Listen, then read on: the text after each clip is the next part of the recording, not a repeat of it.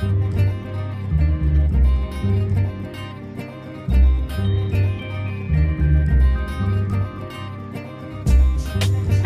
everyone, this is Tamara from shelfaddiction.com and welcome to episode 11. This is a review of What We Saw by Aaron Hartzler. This is a young adult title inspired by real events.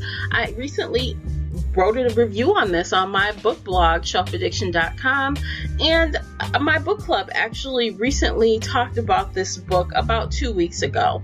I felt that because of the serious nature of the book, and I felt really strongly about the topics and themes going on in this book, so I wanted to talk about it a little more. Clearly, I wasn't finished with discussing it, so I decided to share with you guys. If you don't know what this book is about, I'll give you a really quick synopsis. Pretty much a girl, Stacy, is passed out at a party, and the next day everyone sees photos and video of her pretty much being assaulted.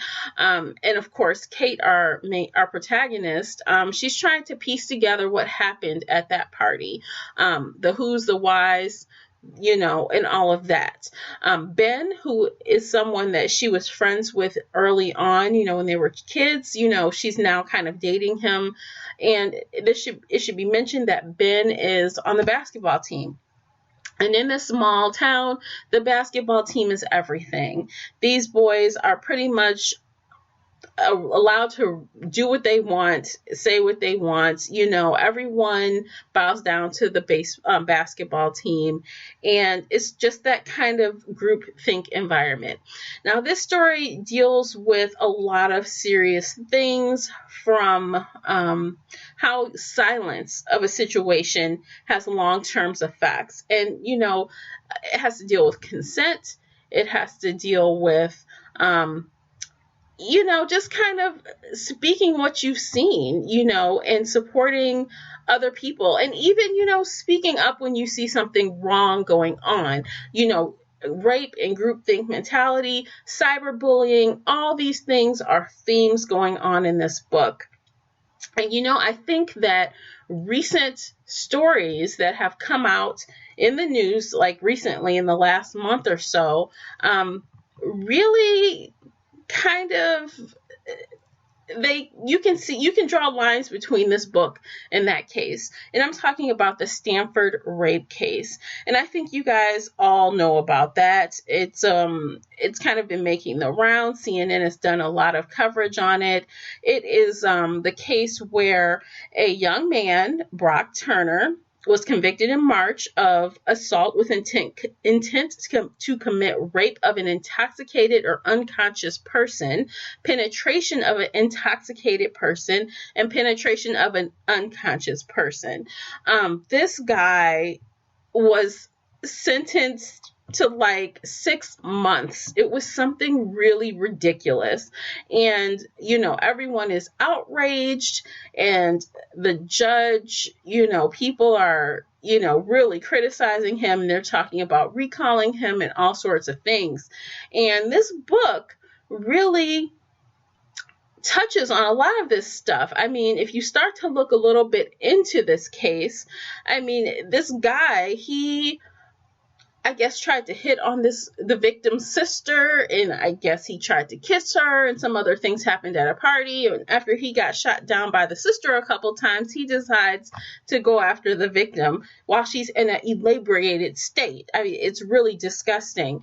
And when I was reading this book, this came to mind, that story came to mind. And it's just, unfortunate, but that is why this book makes such good book club conversation. I feel that this book should be read by teenagers, young adults. It should be read by adults, because everyone needs to learn more about consent and what rape is and what the definition of that is, okay? So in this small town, of course, the victim, Stacy, is really accused of being all kinds of things, all the bad things you could call a woman, when it comes down to, she's being blamed because she had on a skimpy outfit. She, is a slut. She's a this, she's a that. No one is blaming the guys who were in the video. And of course, it doesn't come out immediately who's in the video, who was present, all of these things. It's slowly revealed. And that is one thing that Aaron Hartzler does really well with this story. It's paced really well. All of the different aspects of the story coming to light, they are, rolled out in a believable fashion. All of the events that happened, or almost all of the events that happened, were pretty believable. There were one or two instances where Kate made some choices or did some things that personally I feel wouldn't have turned out so well for her as they did in the book. And but in that regards, it is what it is. You know what I mean? The point that he was making was driven home, and it was believable. And those are all good things. So let's talk a little bit about the characters. Kate, our protagonist, I honestly felt that she seemed much more mature than an average high schooler. I believe she is 16 or 17 years old, and she, as she's uncovering what happened, and piecing things together, she is giving speeches and lectures to her little brother, her friends, and other people, and it seems something that is out of character for a girl of that age. Yes, she could just be mature, but it still read a little bit out of character. When it came down to it, she was at risk of losing her friends, losing her status, and all other kind of things because she was going against the grain. And we all know in a groupthink situation, no one wants to go against the grain or you'll be outcast. And that probably could have been addressed a little bit more. There was a point in the book where her speaking out was addressed, but because she was dating the number 3 guy on the baseball team, he kind of shut it down for her. So that was kind of a cop-out a little bit, but overall, I really liked Kate as a character. She was strong. She stood up for what she felt was right, and she did the best that she could, with what she had, right?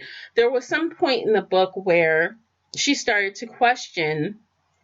Well, okay, before I go any further, I should have told you from the beginning, this is a spoiler alert, okay? I know I gave some generals, but spoiler alert. I will say some things that were happening in this book, so if you haven't read it and you're sensitive to spoilers, you've been warned.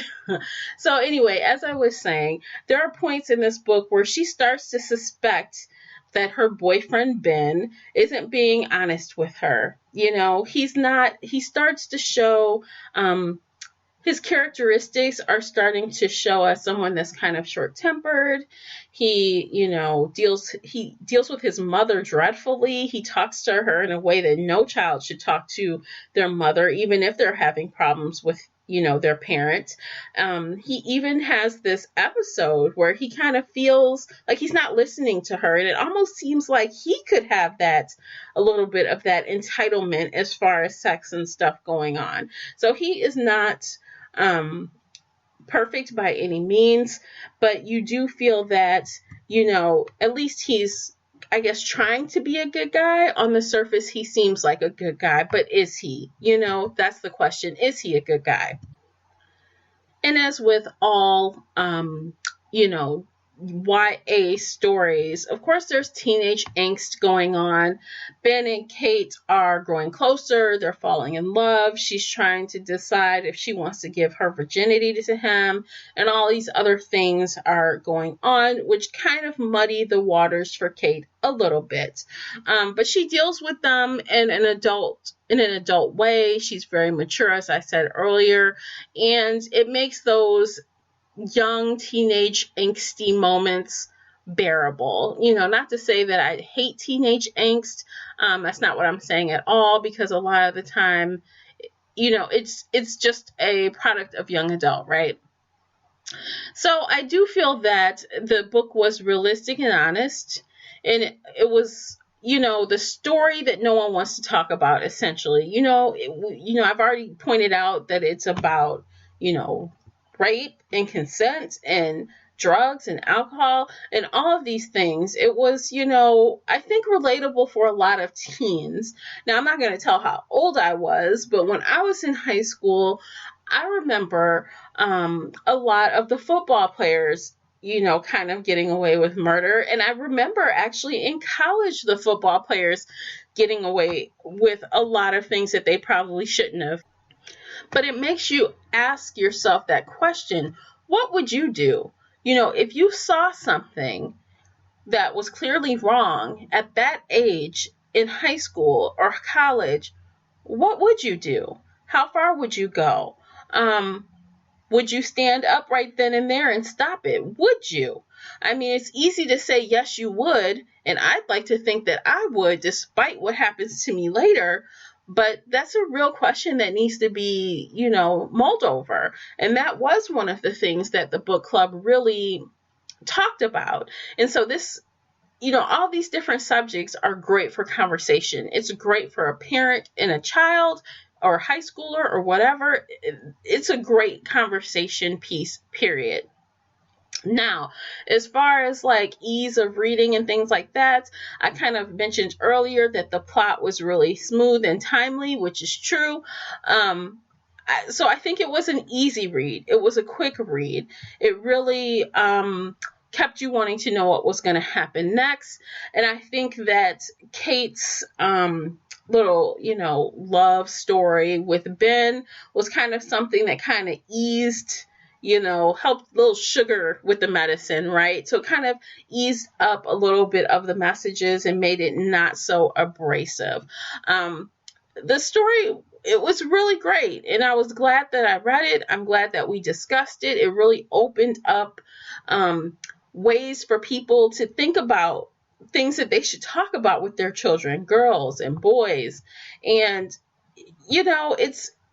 it's a tough thing to talk about, but everyone needs to. I mean, every day we're hearing about some kids that did something crazy at a party and raped somebody, or, people getting molested on their way home, or, being passed out and being assaulted.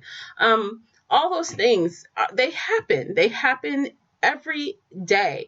So, if you've listened to this whole podcast, then clearly it's a powerful book. It made me think about it, after the book was all said and done. And I suspect that it's a book that I will remember for a long time to come. It's an important message. It's a good story to express, the importance of being brave and speaking up and, doing what is the right thing to do, even when everyone else is doing something else.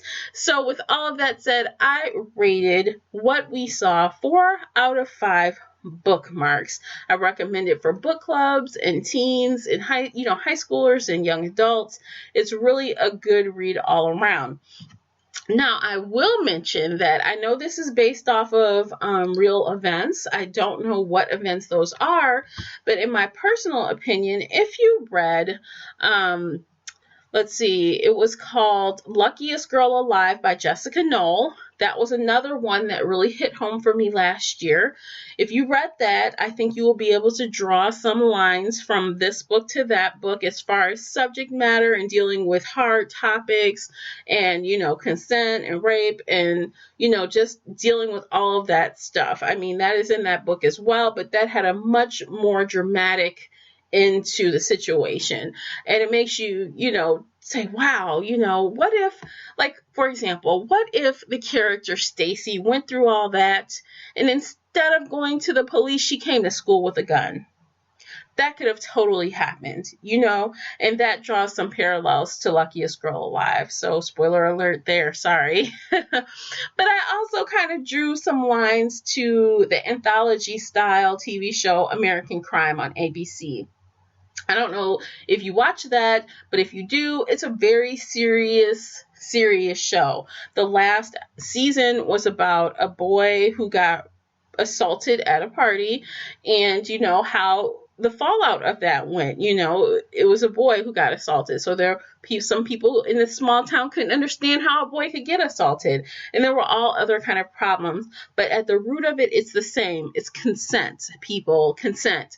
It's, you don't do things to people that aren't wanted. It's as simple as that. If they are knocked out and can't tell you they want it, then they don't want it. Okay, it's as simple as that. And I don't mean to get all preachy, but all of these books and TV shows, they give an important message that everyone needs to know about. I mean, we shouldn't even be seeing stories like this in the news. It's outrageous. It really is. It's so, 4 out of 5. I recommend it. It was thought-provoking. It really generated the great conversation that you want to have with, everyone. And I can't express that enough. So that's all I have to say on this topic. I feel that I've rambled enough about this book. You guys know I recommend it.